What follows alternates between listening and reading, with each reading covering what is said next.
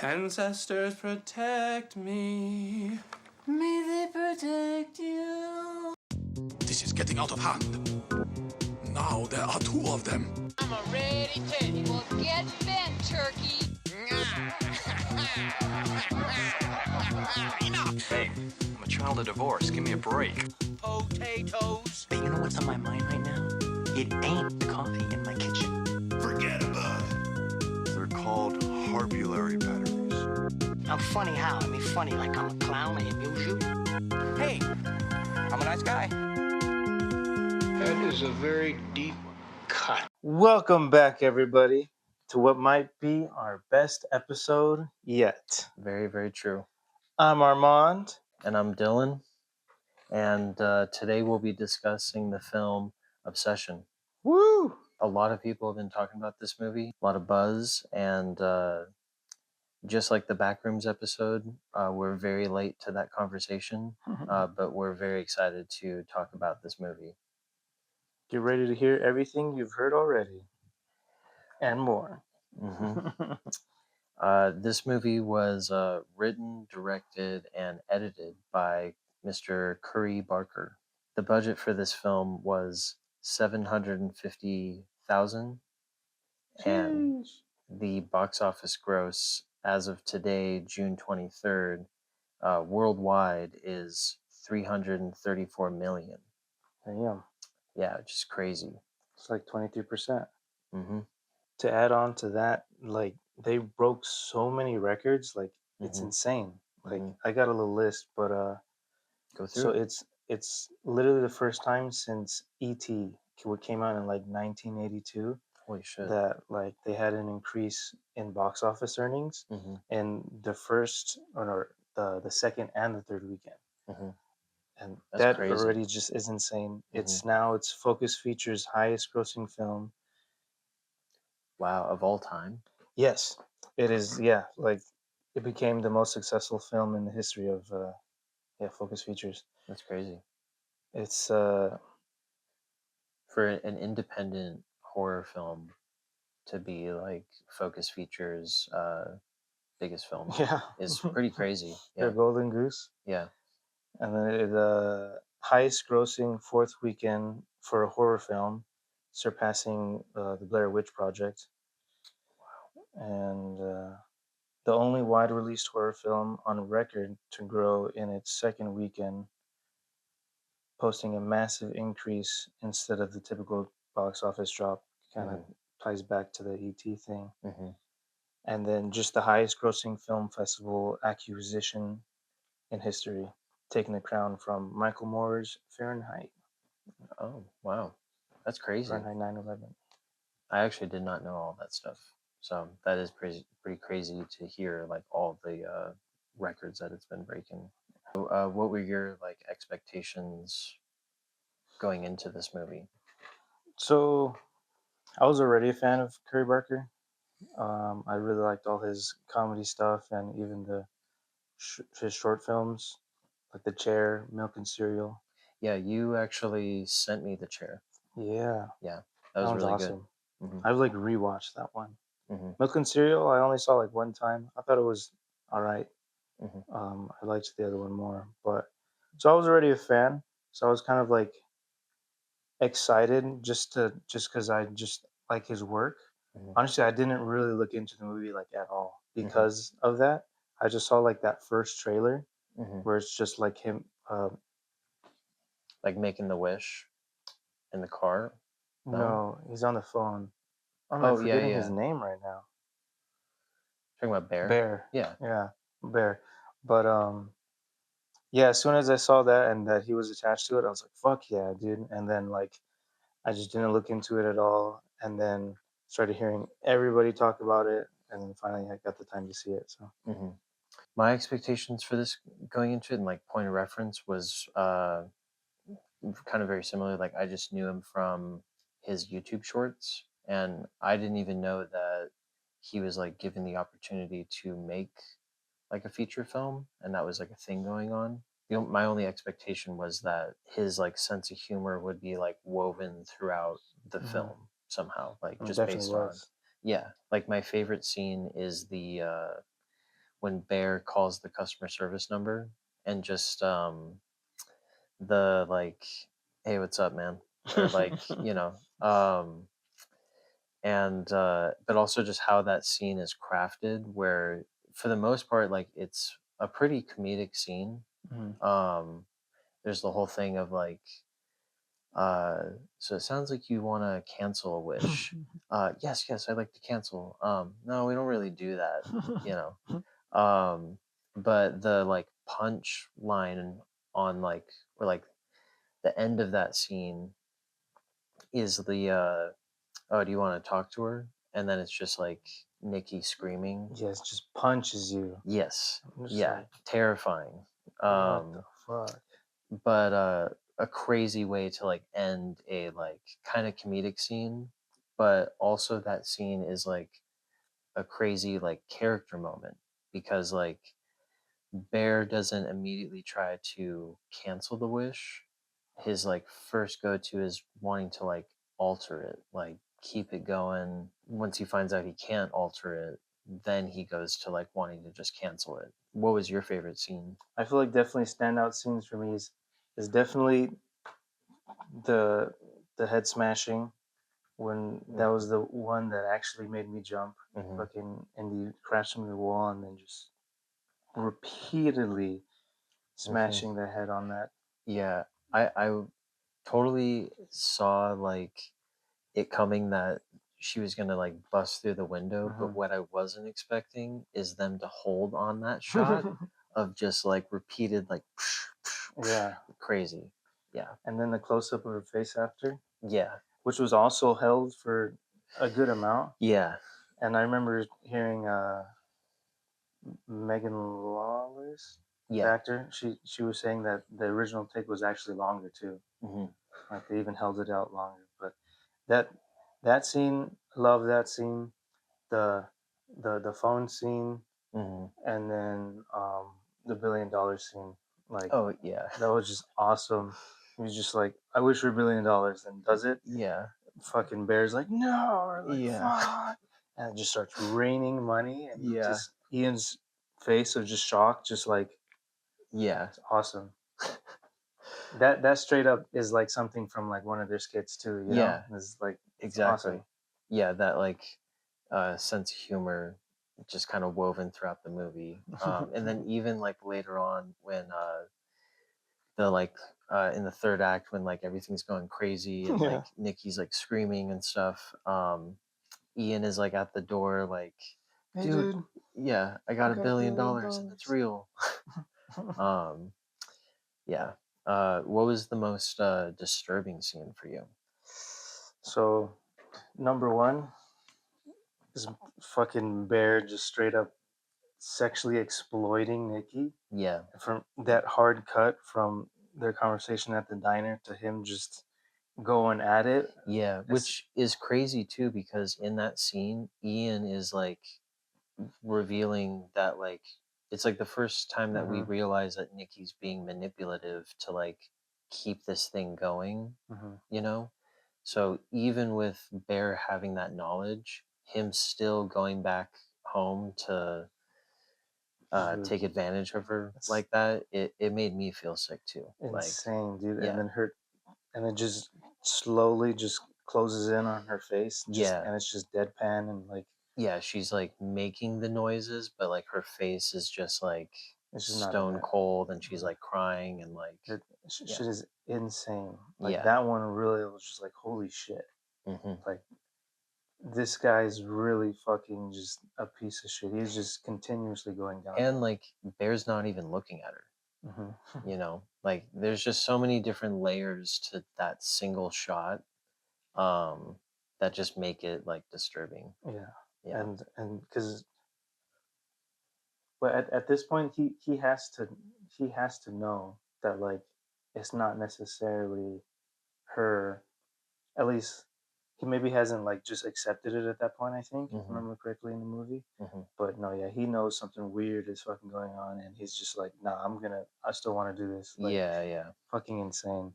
But yeah. that and then the part where he's leaving to go meet Sarah, Hmm. and then the real Nikki is like whispering or like Oh to yeah. him as she's leaving. And then Bear's response is like, "What's so bad about dating me?" You know, like, Yeah, what's so bad about with being with me? yeah, yeah. And then she says that like, "I've never been with you," Yeah, you know, and like, just you piece of shit, man. yeah, Just like, and yeah, just knowing that like she's still in there. Like she is. It's not just like obviously we see her pop in and out, but then at this point, I feel like okay, she's definitely aware of yeah, what's going on now, and she's definitely like probably still feeling kind of everything. yeah. So, I'd imagine you've seen Get Out, yeah. right? I'd imagine it's like kind of like the sunken place kind of thing. Like the real Hmm. Nikki is like observing everything that's going on, but like Hmm. can't physically like do anything. The most disturbing scene for me was the when Bear wakes up and she's like watching him sleep. Hmm. Just that entire sequence of like I saw a thing of like how they made it, and it's just like lighting and practical makeup, Hmm. like to like accentuate different features to like give it this uncanny valley kind of Hmm. look. And not knowing that watching the film, like, It makes you think. It's just like, wait, what the yeah, heck? Like, is exactly. she talking? Like the mouths wasn't even matching up with the Yeah. audio and everything. And It's like, yeah, the features are kind of exaggerated, but because of the lighting, it's like you can't really make out the details. Like, yeah. um, but it adds to the like, I guess like unpredictability of the scene. Hmm. Because even when like um Nikki like moves out from the corner, she does that weird like tiptoe kind of Hmm. thing and has like something like over her arms and stuff. Um, that kind of like sets the tone of like everything from this point is going to be unpredictable Hmm. kind of thing. And that kind of puts us in Bear's perspective of like he doesn't know what the fuck's going on and like what's going to happen next and stuff. Um, and then like them ending that whole sequence with the flower vase in front Hmm. of her and like the creepy movement and stuff. um I just thought that was a cool like visual that is sort of like symbolic of Nikki's like state of being, where like her face is covered with this I think it's like a vase of roses or Hmm. something. um So it's kind of like that rose tinted glasses metaphor. When I went to bed that night, I just kept thinking about like that silhouette in the corner, and Hmm. yeah, it's super creepy. That reminds me, I gotta mention the cat sandwich too. Oh yeah. Oh man, like Hmm. I like I was figuring it out in real time, like with Bear, Hmm. like when she was, oh, cat, what's the verdict, or Hmm. vice versa, Hmm. and I was like, huh, like what the heck does that mean? And then just literally like his face, like just slowly changing to realization Hmm. was literally the same exact same how I was feeling. I was like, oh God, and then looking down at it, Hmm. I Did you get it by the time they did the close up shot of the yeah, meat? so it was like right before the close up shot. Hmm. And then once you see the meat, I literally was like, like I Yeah. audibly was like, Oh yeah. Yeah. Because what's fun about that is there's the cat scene before where like she makes the mm-hmm, little memorial thing, and then you think after that, like when Bear says like, "No, why'd you do this?" Blah blah blah. Like, you think that that's the end of the cat stuff. You know what I mean? So for her to like, either dig it back up or mm-hmm. whatever, and then cook it, like, yeah, it's crazy. Curiosity killed the cat.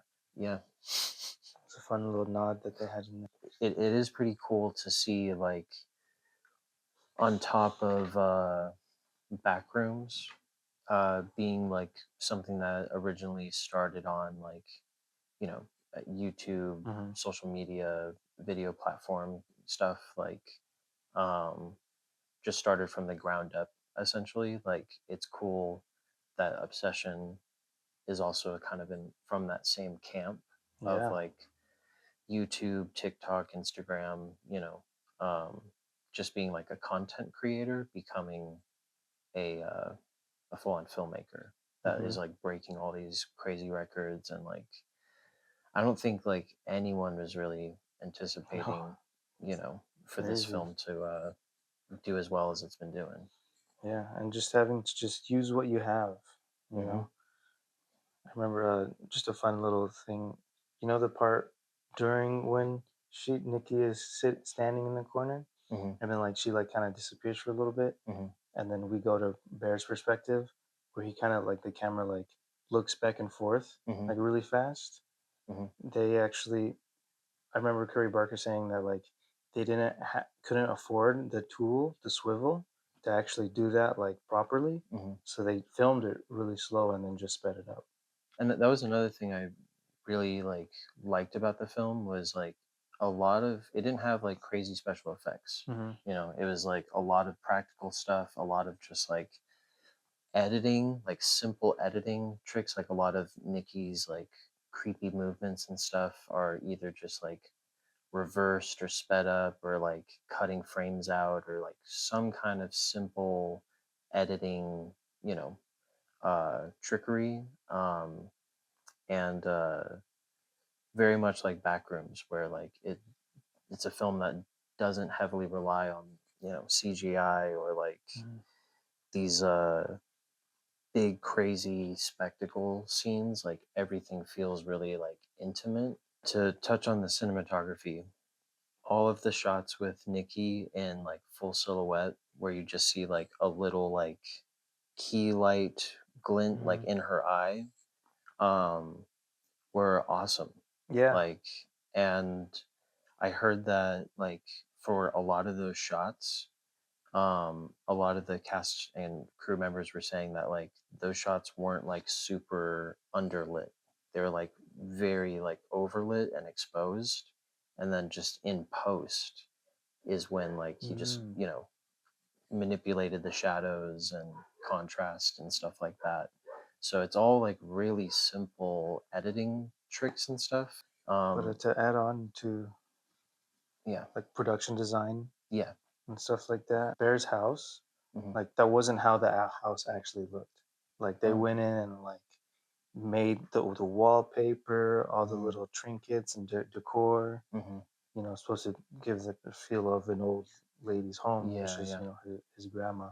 That's really cool. When you really think about the movie and like break it down, it is like a low budget movie. Like, Hmm. especially if you compare it to The Chair, Hmm. it's kind of like a similar like It, yes, definitely locations and still has the same kind of just it's not the right word, but like filter, yeah, just yeah. kind of just how it looks and Hmm. everything. Yeah.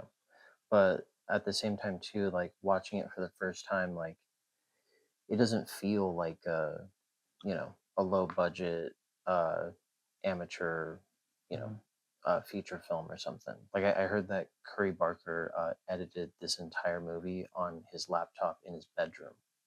That's Wow. crazy Yeah. because like I've edited like video projects on my laptop, but like never a full feature film, Yeah. with like um, you know multiple, I guess, like uh, visual effects sequences or like you know um, And just tricky editing sequences like laced throughout the whole thing, and the film score is also incredible. mhm. um, I wanted to kind of touch on that.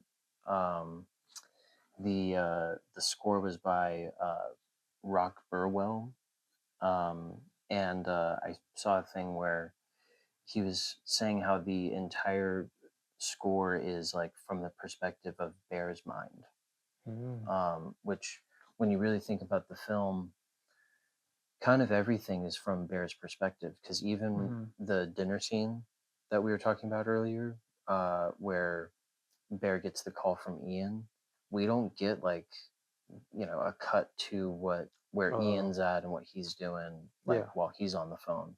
It's all just from Bear's perspective, and then we even like Nikki in that scene. We just see her like in the background Mhm. of that shot. So I thought that was really interesting. That like Yeah. aside from the One Wish Willow, stick having its own like musical motif whenever it's like featured in a scene, and also like the jingle itself. Hmm. Everything else musically throughout the film is from like Bear's perspective. That's awesome. Yeah, super cool. God, I can't wait to watch it again. Yeah, same. Speaking of the One Wish Willow stick, what would be your one wish? Well, I've definitely given this a thought, and I think I've landed on. I wish Dua Lipa loved me more than anyone in the fucking world. Do who? Dua Lipa. The singer? Yeah. God, I can't Even wait. after watching the movie and knowing what that exact phrasing I would mean, do? sure, but see, I'd be a good guy. You know, I'd be nice to him. Yeah, but anytime you kiss them or like engage physically, then it's the same exact thing as I don't know, as but I'm Bear. I'm different. So you would just never like engage with her physically. I mean, no, I'm totally kidding, man. Hmm. Obviously, you know what Bear did was just despicable. So Hmm. Taking someone's autonomy. yeah, Yeah. exactly. And then knowing it, and Yeah. then just being okay with it, Yeah. just like Exactly. Yeah. insane. But no, if I had the opportunity to make a wish like that, oh man, there's like so many different ways you go about it, and this might be selfish, but like I'm just saying, I don't want to do anything too crazy, right? Two nice houses that are mine, Hmm. and I don't have to pay for. I can do whatever I want with it. It's in my name, right? And I don't have. I just yeah, Hmm. it's just a place. Two of them. Hmm. So I want one for me, one for my family, Hmm. and that's kind of what I came to. Yeah, that's a really good one. I feel like in order for like the monkey paw effect Hmm. to not happen, you'd have to like specifically Yeah. phrase it where it's like, I own the land, the, you Hmm. know what I mean? Because like The you land could say the around it has the land house, it's on. yeah, yeah, but like you own the house, but the bank or whatever owns the land, and then the Yeah. next day it just gets torn down or something, Yeah. or you get evicted, or And then yeah. there's like location. Hmm. I end up in like Skid Row, Yeah, like yeah. just in the middle of some fucking horrible area. Yeah, or it's just like two houses in the middle of like a remote island that isn't close to Yeah, like there's anything. nothing. Yeah. Yeah, but Um, that's the thing, dude. Because like, yeah, you'd uh, have to like name the street that it's on, and yeah. yeah. But then that also begs the question, because like, from what I've taken from the movie, it doesn't seem like there necessarily would be a monkey paw effect, Yeah. because the monkey paw is like, yeah, you wish for something, but then there's going to be something negative attached to it. Hmm. But like, from what we've seen, that it's really just Bear's wish is just a bad wish. Yeah, and yeah, the way he phrases it is more like a curse, Hmm. because he throws in like the more than anyone in the fucking world, Yeah, and like just throwing that F bomb in there, like just makes it like almost like hateful, hmm. or And like evil. there's the fun little thing when he tries to go find the other one to get a new one, Yeah. and then there's that guy, the cashier, Hmm. and he's talking about. I was like, bro, like I made my wish Yeah, already. yeah. Like, so he obviously got away with it Yeah. with a positive ending. Hmm. So Yeah, because I was thinking like when I was trying to think of like my wish, I was originally trying to think of like something that's like forever lasting, or like a mhm. and then how to specifically phrase it and stuff. And I was thinking there are like simple options, like you can Yeah, just wish for a pizza yeah. that will safely, nourish your body and pass through you with no problems. Just a delicious pizza, Mhm. and just keep it simple like that. For my wish, I chose to go with I wish Santa Claus was real. Oh my god. You know the implications of that, bro? I know that means that some guy has got to fly around the entire world, and on top of that, like year round, keep tabs on Every how everyone's single doing, if they're naughty person or in the nice. world break into everybody's house, Yeah, that is another thing. get attacked by the dog that's chilling, and just But think about this, like for parents, like if it just became like a known thing, like it was just I make that wish, and then true. on the news the next day it's like, get ready, people, because Santa Claus is real and Yeah. he's gonna be here this Christmas. Um, you know, if people had time to prepare for it, and I'm sure there'd be people that are like, anti Santa Claus, like I don't want someone breaking into my house. But then the other people who are open to it, they're like, yeah, sure, I'll let them come down my chimney or come through the window or whatever. Um, then Santa Claus is bringing a bunch of gifts. Mhm. Um, and also then there's like accountability of being naughty or nice throughout the year. Then after that first Christmas of like, holy shit, this guy actually it was real. Like Santa Claus, somehow went around the whole world, gave people that were nice. Everyone's getting coal. Yeah, the following year, maybe people start opening doors for you more often, say thank you more often. People are starting to be more polite because they're hoping, just like how it's supposed to work for kids, that if they're nice in this moment and the next moment, So it'll that's lead to another them question. getting Because rewarded. where's the age cut off? Because at least in most stories, Santa Claus is bringing Gifts to kids. to children, Yeah, right? that is true. Which even if Santa does have like a cutoff age and like maybe late teens to adults are not included in that, it still saves parents money, Yeah. every year for Christmas once they catch on that like, oh, this is real. Like we could save a fortune every year.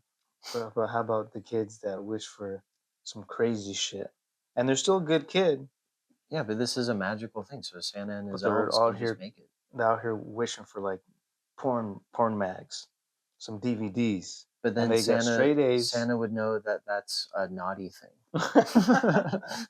Okay, Yeah. fair. But I mean, Santa's kind of old. He's been around the world. I think he might, indulge in. Who's to say that Santa is the one to dictate what is naughty and nice? Yeah, because then you have like one man deciding what is naughty and what is nice. And then what if Santa brings this one kid who gets coal because he is naughty, but pisses off the dad? Now the dad is who doesn't give gifts anyways, Mm-hmm. has an outing for Santa, hunts him down, He won't be kills able him. to find him. We all know where he lives, The North Pole. the North fucking Pole. Yeah, I don't think you can.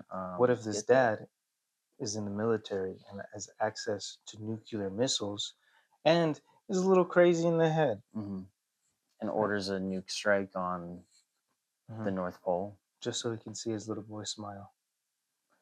Is there Yeah, but anything I so mean, wrong with that? but also if like Santa's going to be dropping off coal, and so it means parents can still get their kids gifts. Just means that Santa's going to just bring coal. Yeah, that's true. So maybe this hypothetical father can just step up and get a gift or two for his kid. Especially with all that nuclear money he's making. Yeah, in the exactly. military. If he it sounds like he's pretty high up in the military. Yeah, you can for sure buy him a bicycle or Yeah. whatever little Tommy Mm. wants. In the event of one of our wishes actually coming true, not that we've like broken the stick or anything, shall we call the one wish Ooh, willow number? hell yeah.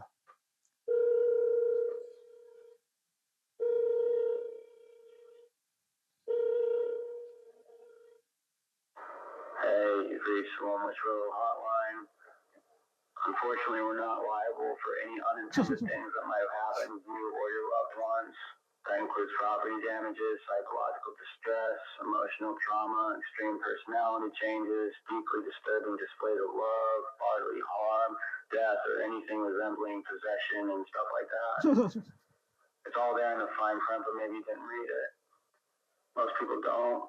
If you need further assistance, well, I hope you can find it because there's not much I can really do. Good luck.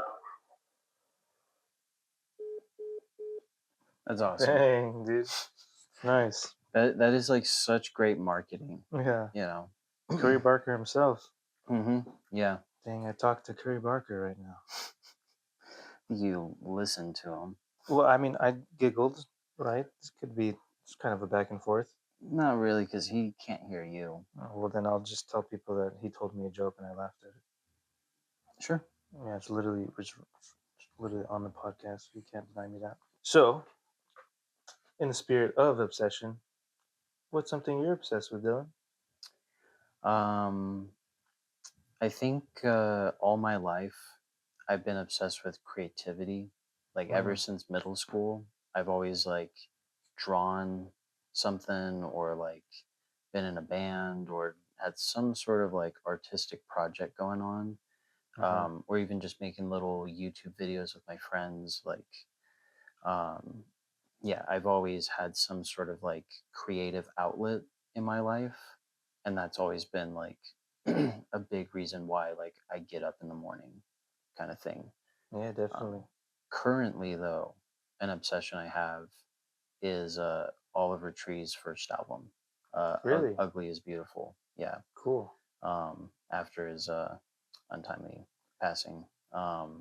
It's a really good album, and Hmm. I just really like the whole marketing behind it with the music videos and just the imagery of it. So, um, yeah, my younger brother showed it to me like a long time ago when it first came out in like 2020 or maybe 2019. Um, and I thought it was cool, but I just never really like dove deep into it. So Hmm. it's cool like just diving into it now and kind of appreciating it for what it is. So Yeah, that yeah, song "Hurt" that you showed me, I actually really liked. hmm yeah. I've been listening to it. I got to show you the music video. I think you'd really like it. He like spent like a crazy amount of money and supposedly like lied to Atlantic Records to Mhm. like get the money, like impersonated like a producer like over the phone That's to like awesome. get more money for the budget, and they like flew to Ukraine to film the whole music video over the course of like 7 months or something. That's awesome. What's been your obsession, I guess long term and currently? Off the bat, like I probably have to give it to music. Just being like, just yeah, I fucking love music, dude. Hmm Literally, just you listen to got 10 hours of music a day. yeah, you got your first bass when you were 13, right? That's correct. Yep, that's when I got my first guitar. Yeah, Dang. Do we just come, brother? best friends. Yeah. Thanks for saving that because Yeah, I'd fuck that up. But yeah, stepbrothers, right? yeah, but yeah, because I remember listening to System of a Down in a car seat. My mom driving around bumping fucking Sugar, Hmm and me just like dancing in the car seat with it sucking on a pacifier. So like I've always loved music and all kinds too. Like starting off with that, like and then a lot of like I used to dance to a lot of Selena, like with my mm grandpa, like when hmm I was little. Like I don't even have like prime memories of that, but like I know that and like a lot of old swing music too, mm-hmm. like Benny Goodman.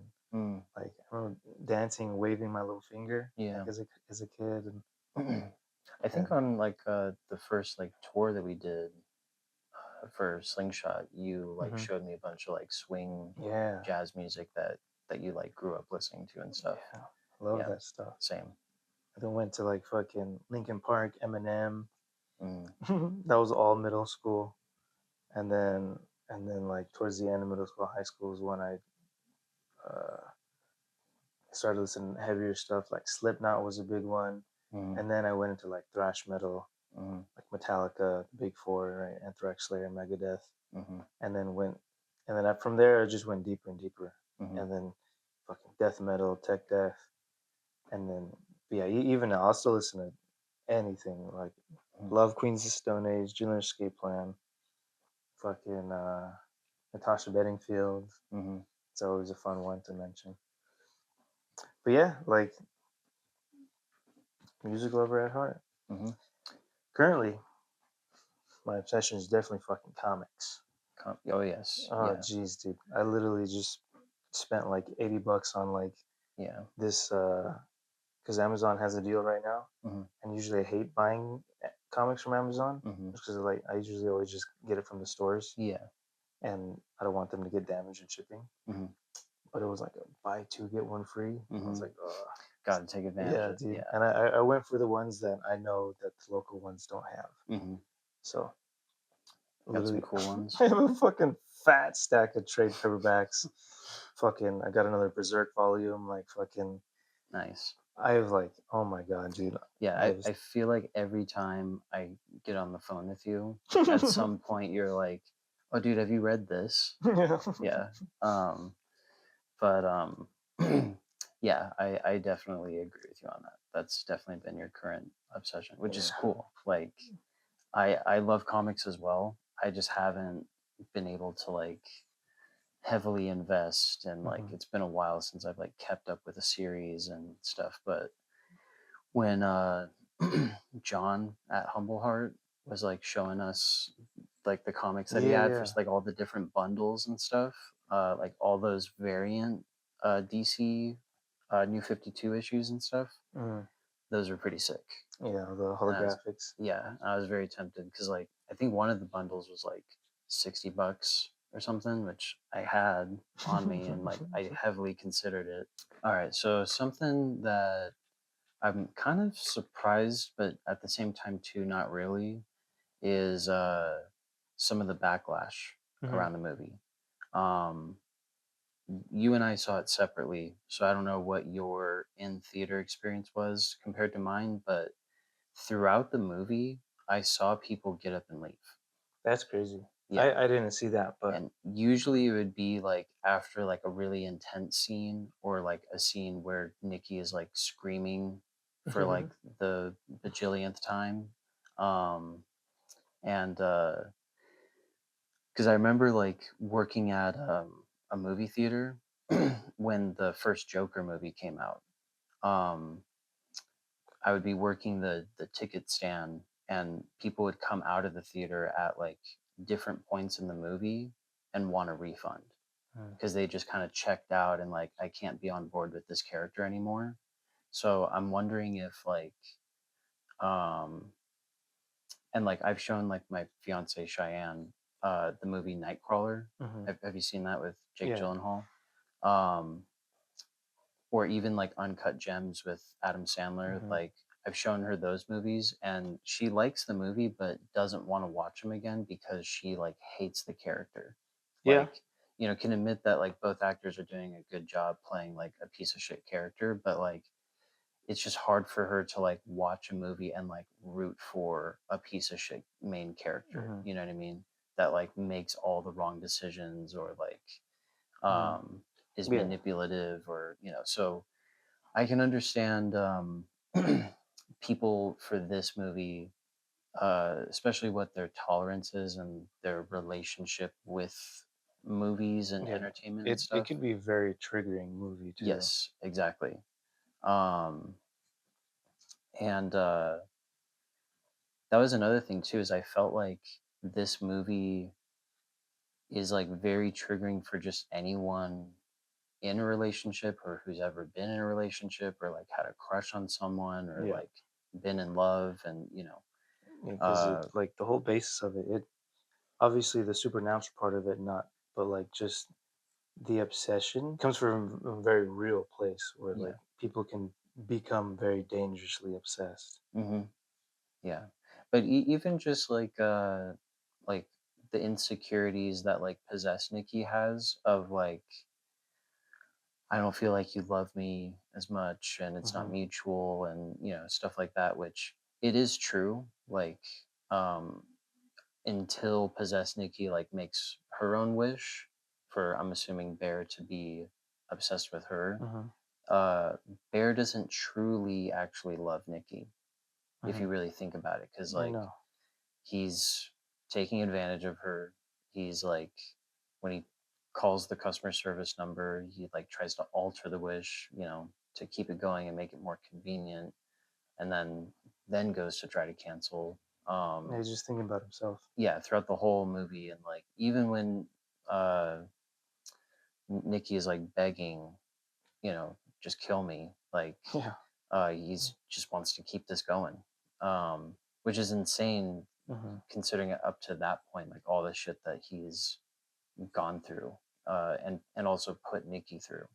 Hmm. Um, so I feel like this movie like has potential to like, you know, uh, touch on like a lot of nerves for like especially couples that Oh yeah. go see this movie, you know.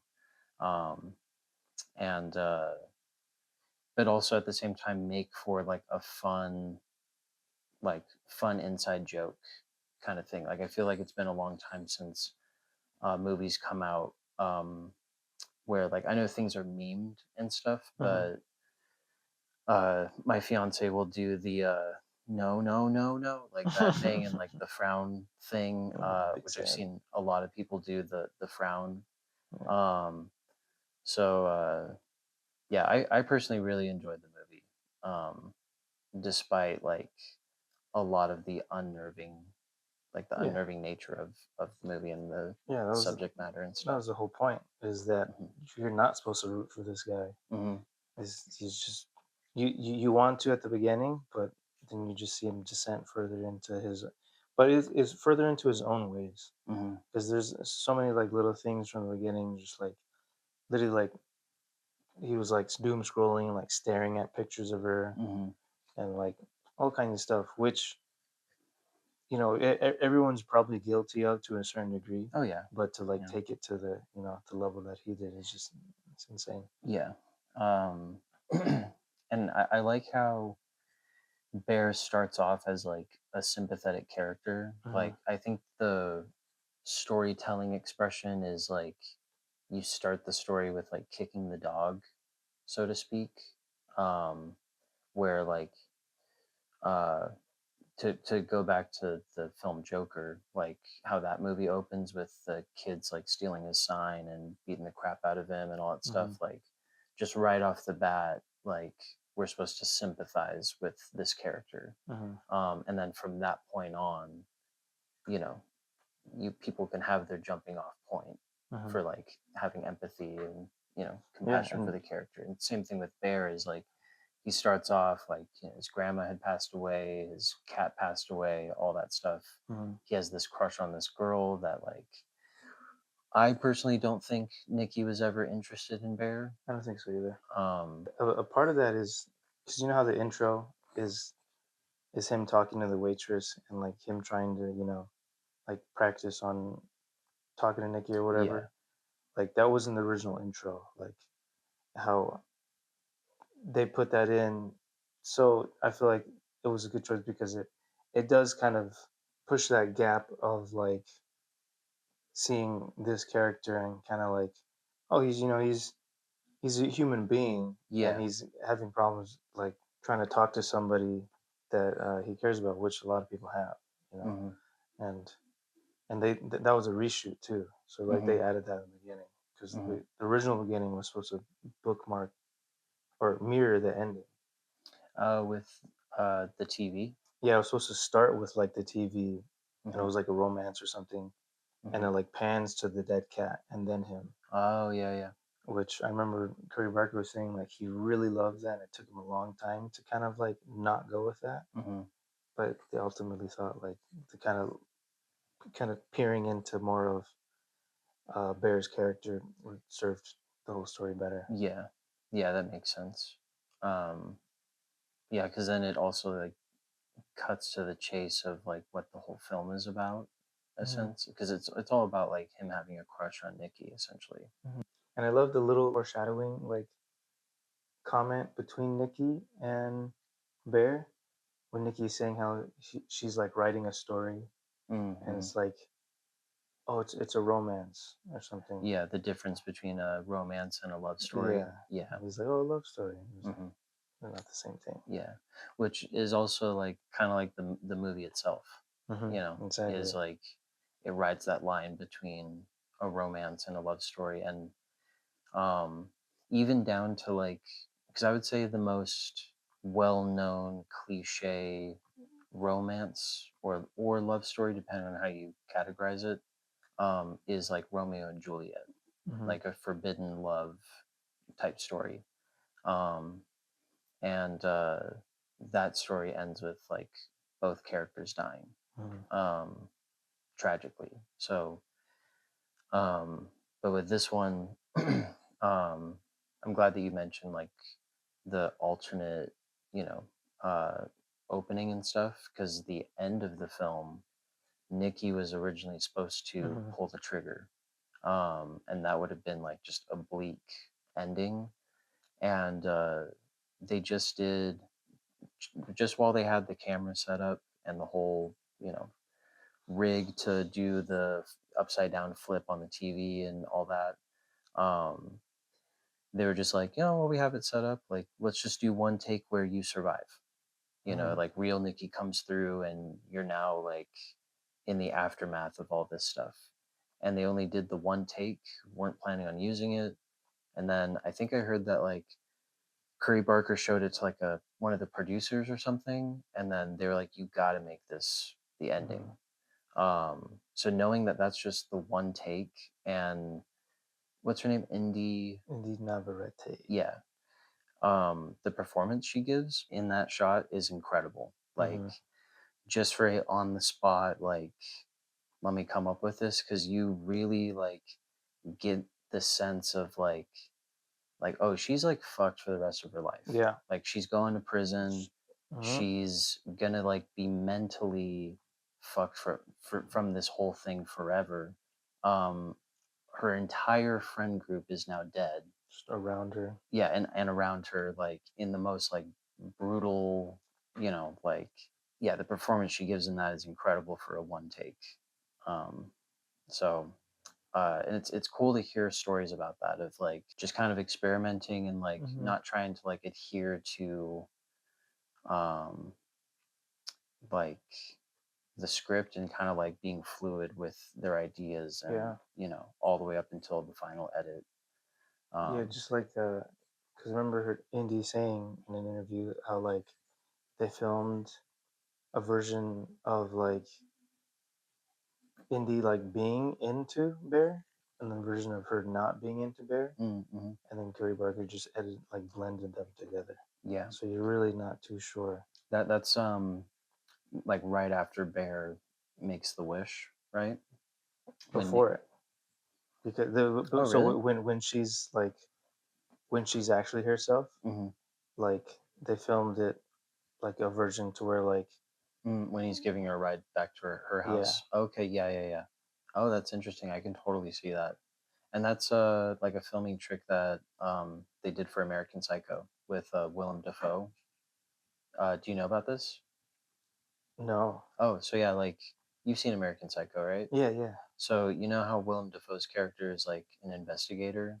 He's like trying to find what happened to Hmm. Paul Allen. Um, for all of Willem Dafoe's scenes where he talks to Christian Bale's character, they did the same thing where they did multiple takes where like you know that Patrick Bateman is the killer, and Hmm. like you're trying to like press him on Mm. that and like get that out of him, and then do another take where you're just completely oblivious and you don't know that like he's the murderer and all that stuff. Um and then in post blended the two takes to kind of throw off the audience, and Yeah. uh I guess even like uh you know, the character himself, you know, Hmm. Christian Bale's character. So Awesome.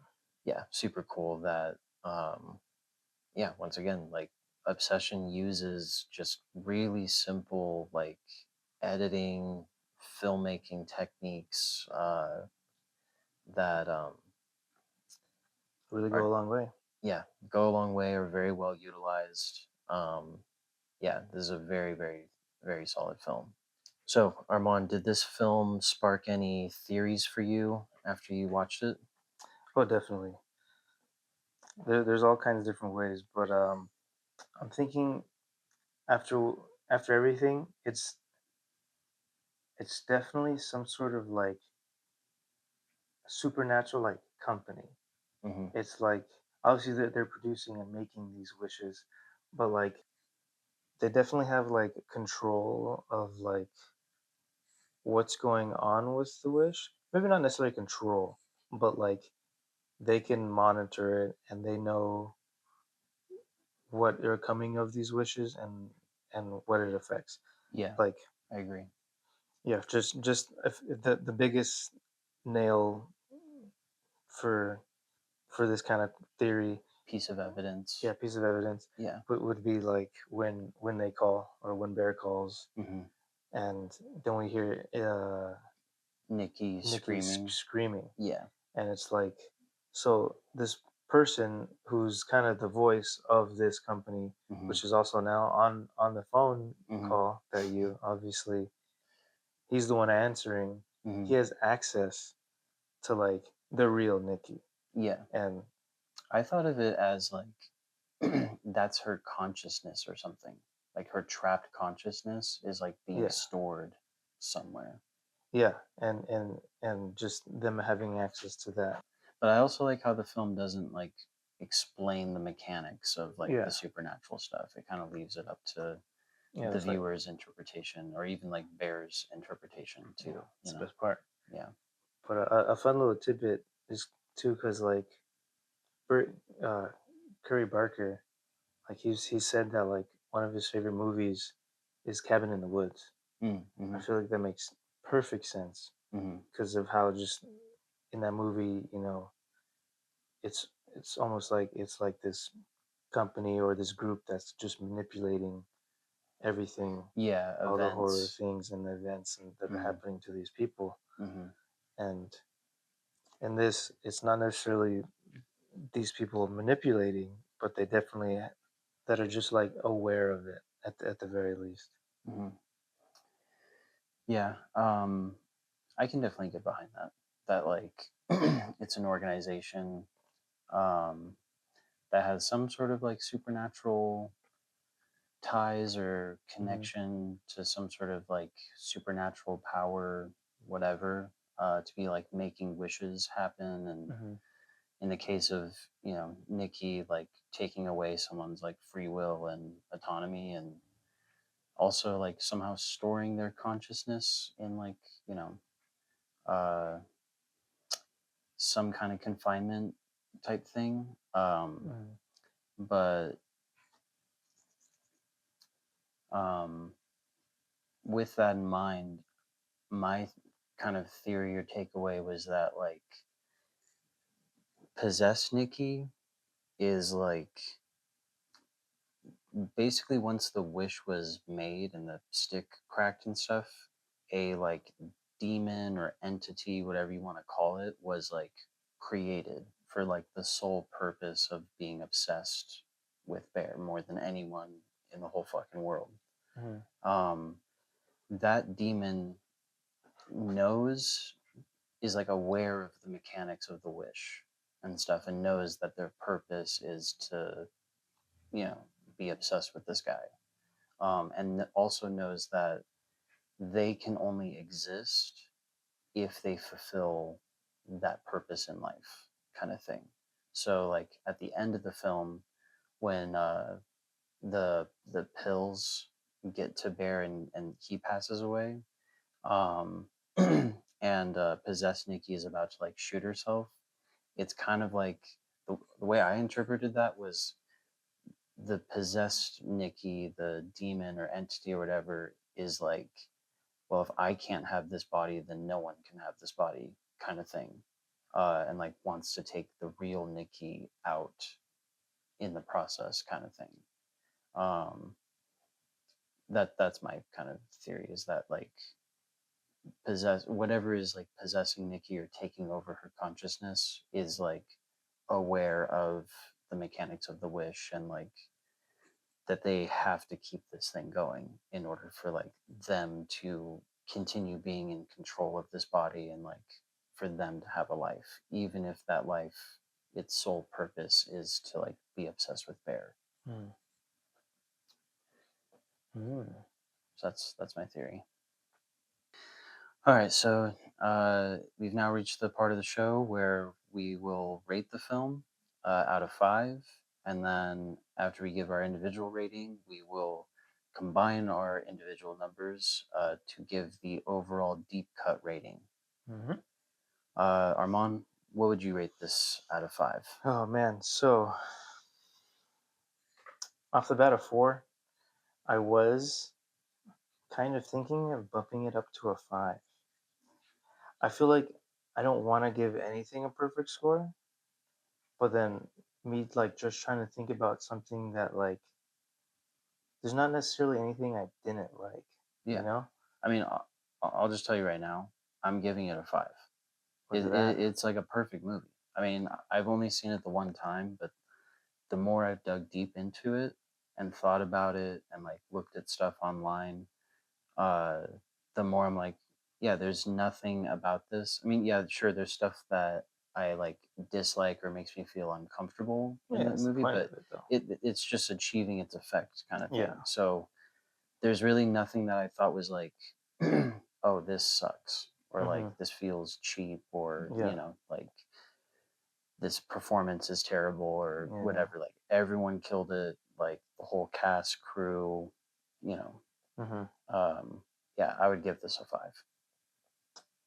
Is this gonna be Deep Cut's first perfect 10? That all depends on you. You want to give it a 4 or a 5? Fuck that. No, I'm just kidding. Nah, I'm gonna give 5.